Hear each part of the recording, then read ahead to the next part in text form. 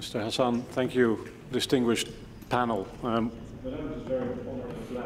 Well, what I hope this time is going to push the UN Human Rights Council to finally act is, one, the severity of the humanitarian disaster in Yemen, the largest humanitarian disaster in the world today, with massive suffering involving millions upon millions of people. That alone should urge action.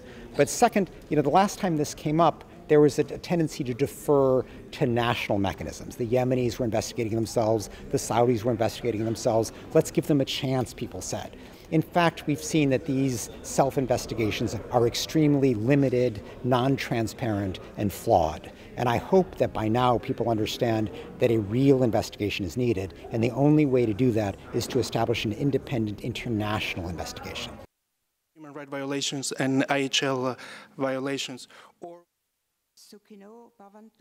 May all the people in all the world be happy. We're seeing positive momentum toward supporting an independent international investigation. There was a little cautiousness at first. Nobody wants to go up against the Saudis for fear of economic retaliation, but gradually there is recognition that the stakes are simply too high for Saudi money to be able to buy off action, that there are so many Yemeni lives at stake, that the humanitarian disaster is so cataclysmic that urgent action is needed, and the obvious step the Human Rights Council can take is to launch an independent international investigation. These are very partial, selective, non-transparent, ineffective. This is the world's largest trade.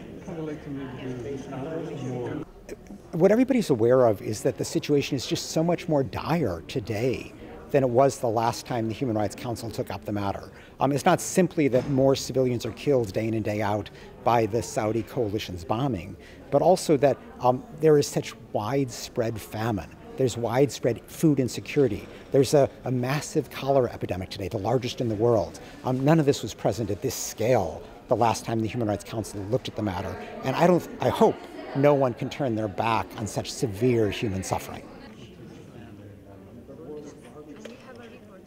I can find it on your website.